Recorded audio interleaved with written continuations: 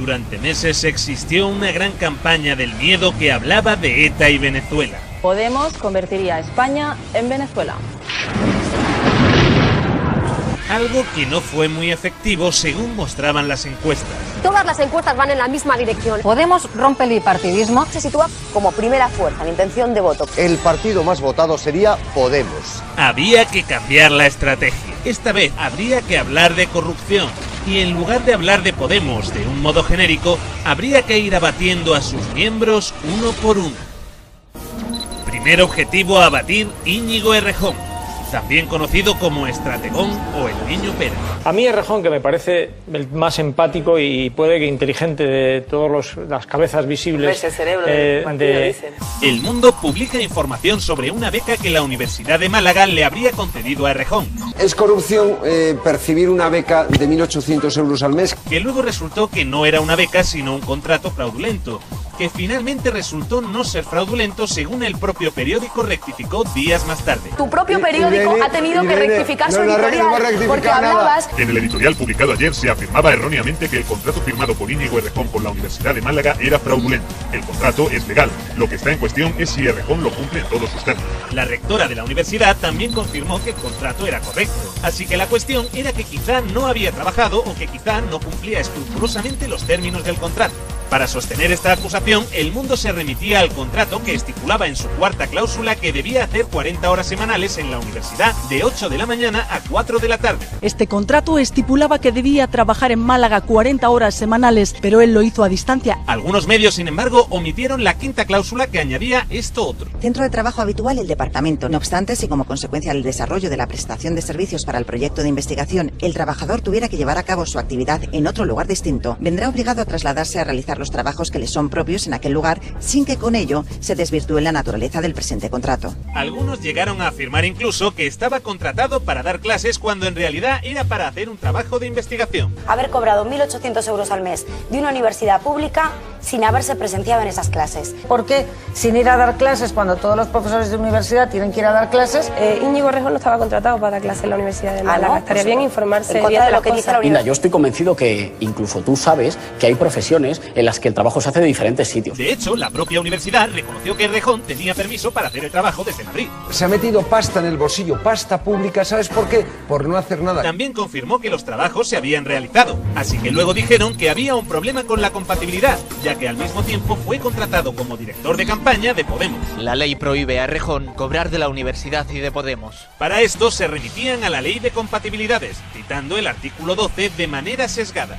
La parte del texto que menciona El Mundo es esta. El personal comprendido en el ámbito de aplicación de esta ley no podrá ejercer las actividades siguientes: el desempeño de actividades privadas, incluidas las de carácter profesional, sea por cuenta propia o bajo la dependencia del servicio de entidades o particulares. Pero si vemos el párrafo completo, veremos que continúa y puntualiza esto otro. En los asuntos en que esté interviniendo, haya intervenido en los últimos años o tenga que intervenir por razón del puesto público. Es decir, la incompatibilidad se produciría si el segundo trabajo, que en este caso es dirigir la campaña de Podemos, tuviera algún tipo de relación con el trabajo que realizaba para la universidad, que es un trabajo de investigación sobre la vivienda en Andalucía. Dado que no existe relación entre una cosa y otra, no existiría tampoco incompatibilidad. A no ser, claro, que hagas como El Mundo y leas solo la mitad del párrafo. Las informaciones se iban desmintiendo, pero los medios estaban empeñados en que en el trabajo de Errejón por cojones tenía que haber algo malo. Así que El Mundo dice que los trabajos entregados son anteriores a la firma del contrato el 17 de marzo. Es decir, que saca del baúl de los recuerdos trabajos hechos anteriormente. Pero no dice exactamente cuándo. Son datos levantados cuando ya está concebido el proyecto de investigación, ya está sacada la plaza de investigador, soy el único investigador que ha concurrido y el grupo de investigación se pone a trabajar. Fíjate que hemos pasado de que el trabajo no estaba hecho a que hay algo de trabajo que se ha presentado un poquito antes. Desde que se adjudica hasta que se firma el contrato pasa tiempo. Cuando el proyecto ya está concedido, la financiación está concedida pero todavía no se ha firmado. En ese tiempo, una vez que uno ha sido seleccionado pero todavía no ha firmado, el grupo de investigación se pone a trabajar. Esto todo el mundo que haya pasado por una universidad lo sabe. Adelantando trabajo, ¡qué cosa tan terrible! Y en medio de toda esta confusa vorágine de datos sobre Errejón, el expediente de la universidad lo único que reconoce finalmente es que no solicitó la incompatibilidad y el permiso para trabajar desde Madrid por escrito, sino que lo hizo verbalmente. El contrato era correcto, la dedicación no se discute y los trabajos entregados, pero tenía que haber comunicado por escrito una segunda actividad laboral. No bastaba con el permiso verbal de su director de proyecto. Ese es todo el drama que los medios han intentado vender como una especie de trama de corrupción para que los partidos de la casta y sus voceros puedan emplear el y tú más contra Podemos. Y se ha llevado durante 9 meses 1.900 euracos como investigador sin investigar. La ley impide cobrar del partido, de Podemos, y cobrar de la universidad. Tendrás que aguantar cuando te toca a ti, porque él ha estado aquí sentado y ha cuestionado a todo el mundo. Él cobra casi 2.000 sin tener que aparecer por la facultad. Bueno, pero que lo explique. Ha estado desaparecido, ha estado missing. El mismo día que salió la noticia, Errejón se explicaba en Al Rojo Vivo. Fui contratado en una convocatoria abierta y pública, una convocatoria por méritos, que además cada 3 meses se tenía que renovar. Y luego en rueda de prensa. En función de los productos presentados, se me renovaba el contrato 3 meses más. Y también aquí. Está perfecto, pero esto usted lo tendría que haber solicitado. Y es verdad. Y a esto se le suman noticias falsas como la de Vox Populi, según la cual Errejón habría ocultado sus datos fiscales en los cobros que hizo a Podemos. Podemos publicó entonces los datos tributarios, demostrando así que los cobros sí costaban en la Administración de Hacienda. Pero Vox Populi se negó a retirar la noticia. Y quizá casualidades de la vida, pero en esa misma época la COPE, en su página web, publica una noticia sobre el pederasta de Ciudad Lineal que ilustra, supuestamente por error, con una imagen de Íñigo Errejón. ¡Qué casualidad tan grande! Casi tanto como aquella en la que al informativo de Antena 3 se le cuela el logo de Podemos mientras el presentador hablaba del atentado contra la sede del PP en la misma semana. Después de su visita a Génova, Mariano Rajoy ha mandado un mensaje a través de Twitter en referencia a lo ocurrido. Con estas cuestiones lo que se hace es ponernos en la diana para que algún día pues venga algún energúmeno por la calle y nos parta la cara, ¿no? Pero bueno, aparte de... O estampen un coche en la sede de un partido o en la redacción de un periódico. Claro, no, que somos nosotros también. Eso sí o Podemos también. Por ejemplo, hoy en la prensa casi se publicaba más de Podemos que de la corrupción que puede haber con la Gürtel o los seres de Andalucía. Esta semana van contra Íñigo Errejón, la semana que viene me tocará a mí. El siguiente objetivo a abatir es Juan Carlos Monedero, también conocido como billetero o como el Mick Jagger de la ciencia política española. ¿Qué dice Monedero? El Plural publica una noticia en la que se revela la existencia de una empresa de Monedero a través de la cual factura más de 400.000 euros en 2 meses. Una empresa sin trabajadores y sin estructura. Caja de Resistencia Motiva 2 empezó a operar el 23 de octubre de 2013. Según el Plural, Monedero no habría devengado el IVA. La reacción fue casi inmediata y Monedero acude a dar explicaciones a diferentes medios. Que es que si facturas fuera de la Unión Europea no va con IVA. ¿Este dinero fíjate, de qué es? Viene de países de América Latina haciendo todo tipo de consultorías. Y una cosa que he venido desarrollando en los últimos 2 años. ¿Y por qué se cobra todo de una tacada? Pues te pagan cuando te pagan. Para algunos, ahora el problema es que gane mucho dinero. Hombre, un señor que quiere llevarse por delante los excesos del capitalismo se comporta como un auténtico capitalista. ¿Por qué, Juan Carlos? Porque esa cantidad no es una cantidad menor. Sin embargo, esta información, a pesar de las explicaciones iniciales, sí plantea ciertas dudas razonables.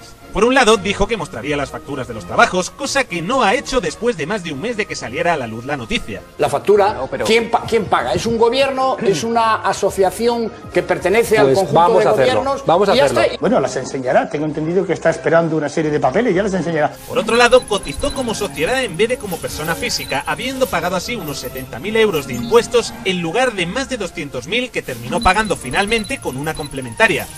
En cierto modo, había reconocido de esta manera que había pagado menos de lo que debía, aunque teniendo en cuenta que el dinero venía supuestamente de trabajos realizados en el extranjero y que tenía la posibilidad legal de haber creado la empresa fuera y no haber pagado absolutamente nada a la Hacienda española, este hecho no parece tan grave. Juan Carlos Monedero no tenía por qué hacer una empresa en España, la podía haber hecho en el extranjero o en un paraíso fiscal. Él no ha defraudado, él ha dicho... Aquí se han generado 425.000 euros. Por tanto, quiere decir que él no ha escondido este dinero. A pesar de que hay dudas razonables en esta cuestión, resulta difícil negar que existe también una campaña de acoso y derribo teniendo en cuenta la cantidad de informaciones falsas que siguieron saliendo en torno a Monedero durante los días siguientes. Como si todos los medios se hubieran puesto de acuerdo para atacar a Monedero con lo que fue. Por un lado, el periódico El Mundo, que no le parecía suficiente que cobrara 400.000 euros, afirma que además de esta cifra, habría cobrado también 1 millón más de Venezuela a través de la Fundación CEPS. La noticia fue rectificada días después. 2 días después, el mismo periódico se veía obligado a rectificar su información, ya que este Centro de Estudios Políticos y Sociales negaba tajantemente ser el intermediario de cualquier transacción entre Venezuela y Monedero, y añadía que el número 3 de Podemos dejó de ser colaborador de esta entidad hace una década. La Razón, también en su afán de publicar cualquier cosa sobre Monedero, lo que fuera, publica la primera gilipollez que se le ocurre. Aquí en el diario La Razón dice Monedero se esconde en el metro. Es un sitio raro para sitio público. Es una portada a la altura de La Razón.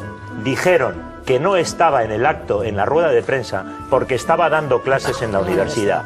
Y esa foto está hecha en la hora en la que se estaba produciendo inmediatamente después de la rueda de prensa. Está hecha... ¿Pudiera ser que se estuviera desplazando a la universidad? Pudiera ser, tal vez.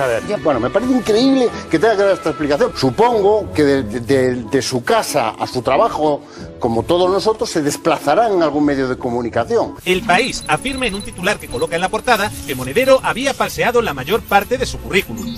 Aunque si se lee con detenimiento el artículo, cosa que poca gente suele hacer, la información que aporta parece algo floja. Es posible que haya invitado al señor Monedero para alguna conferencia, pero no puedo confirmar esta invitación después de tantos años, ni afirmarla ni desmentirla. No me acuerdo. Citan al profesor Ofe, dice: no conozco al señor Monedero y tampoco recuerdo habérmelo encontrado, pero mi memoria no es la mejor. El problema de la información es que todos los que contestan dicen puede que sí o puede que no. Han corregido el titular, lo que ayer era falseo en la portada del impreso, hoy es exageró en la del digital, luego lo han vuelto a modificar. Una información que según pasaban los días se iba desmontando. Nos acaba de llegar un desmentido. Monedero sí trabajó con la Universidad Iberoamericana de Puebla, lo confirma oficialmente la universidad. La contraportada de uno de sus libros publicado precisamente por la Universidad de Puebla, en el que se le menciona como profesor. Estuvimos a la mañana con Habermas en un seminario dirigido por Habermas. Ahí volví a saludarme con Ofe. ¿Qué cosas? Finalmente el País rectificó también. Ante las evidencias, ayer el diario El País rectificaba y reconocía el paso de Monedero por esas dos universidades.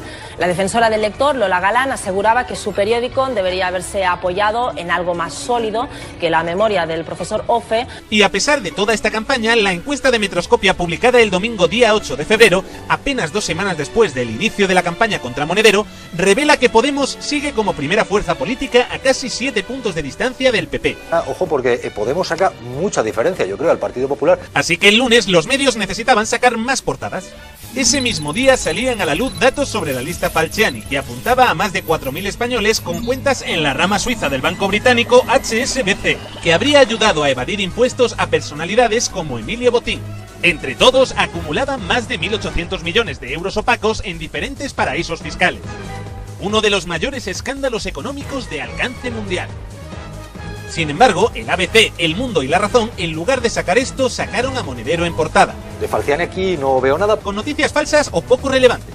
Monedero acumula 700.000 euros en sus 3 cuentas en España. Noticia que fue desmentida el mismo día por Monedero con la publicación de sus cuentas. El número 3 de Podemos ha enviado hoy a varios medios de comunicación los extractos de sus cuentas bancarias que muestran un saldo de algo más de 205.000 euros. ABC, Hugo Chávez pagó 35.000 euros a Monedero. Esto ni siquiera es noticia, dado que desde hace tiempo el propio Monedero habría informado de este hecho. La Razón, Podemos oculta el primer trimestre de sus cuentas. Al día siguiente a esta portada, el diario La Razón publica esta aclaración en una pequeña nota de prensa interior. En los titulares se detalla que las primeras aportaciones que aparecen en su web son del 14 de abril y se intenta sugerir el ocultamiento señalando que el partido se fundó el 17 de enero y se registró en marzo. Las cuentas están publicadas desde enero de 2014.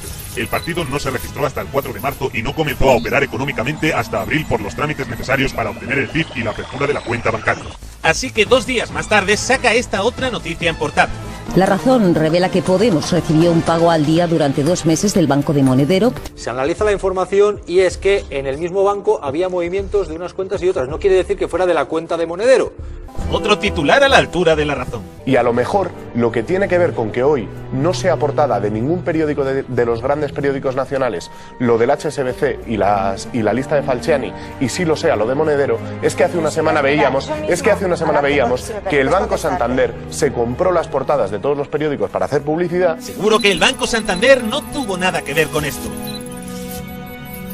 También han ido saliendo algunas informaciones de Pablo Iglesias, pero todas de manera aislada. Nada que ver con las campañas contra Errejón o Monedero, en las que día sí y día también salían varios titulares en distintos medios casi a modo de bombardeo.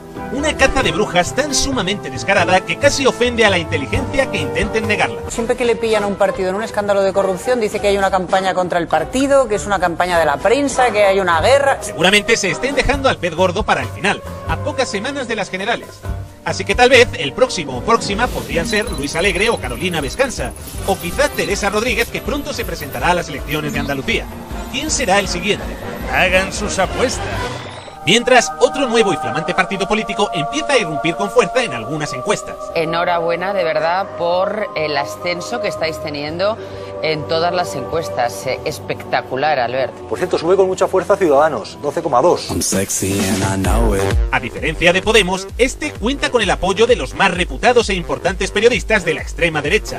Periodistas que hablan constantemente de los casos de corrupción fantasma de Podemos, en los que no hay ninguna imputación o causa penal, pero que al mismo tiempo sí ignoran las informaciones sobre Ciudadanos que sí hablan de imputados y de cuentas en Suiza. Eduardo Inda, también conocido como Don Pantuflo, ha compartido en varias ocasiones plató con el número 1 de Ciudadanos en Europa, el abogado Javier Nart.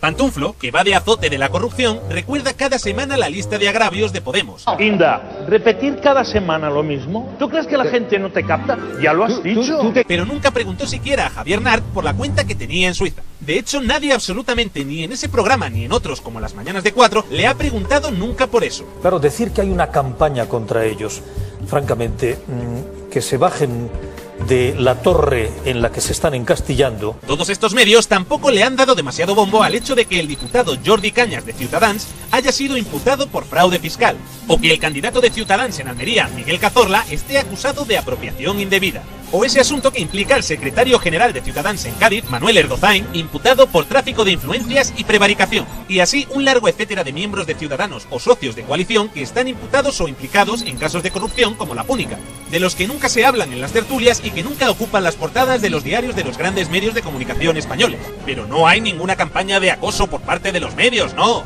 Aunque todos ellos estén mostrando un comportamiento casi clónico. Incluso los que supuestamente son más de izquierdas, pero que se hacen constantemente eco de los supuestos casos de corrupción de Podemos, mientras ignoran las informaciones de Ciudadanos en las que sí hay imputaciones reales y causas penales abiertas. Todas las opiniones de su programa, todas han ido a favor de Syriza y de Podemos. Si usted tiene alguna crítica a hacerle a la Sexta, que es lo que me ha parecido, hágalo allí. Muchas.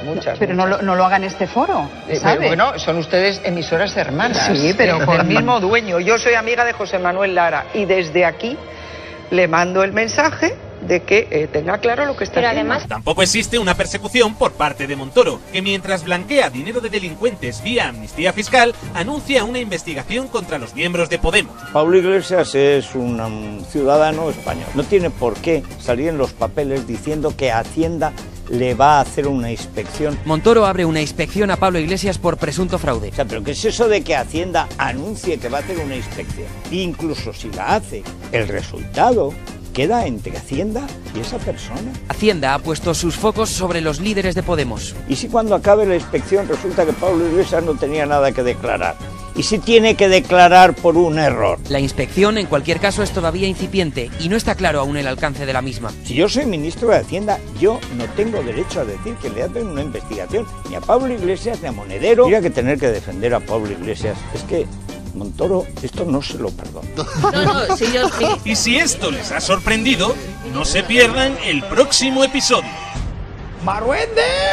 Paco Maruenda defiende a Monedero. No le quiero perjudicar, ¿no? Pero es una persona honrada. Me parece una persona honrada, me genera polémica mucha gente. Twitter ha dicho, no, es que si Maruenda dice que Monedero es honrado, le está perjudicando. Pues lo siento, no es mi intención. También defiende a Errejón. Y tengo que apoyar algunas de las cosas que ha dicho Íñigo, aunque sorprenda a mis lectores. Él ha acabado un trabajo. Y a Pablo Iglesias. Pablo es un tipo listo y se maneja bien los medios, se va de simpaticote. Algo está pasando con Maruenda. Ahora Maruenda se hace de Podemos. La relación que tengo con Podemos creo que mejor no puede ser. Hoy no está Pablo Iglesias y soy su enemigo, sin insultarlos nunca. Cosa que en este país se ha hecho demasiado, ¿no? ¿Se está convirtiendo Maruenda en un filoetarra bolivariano?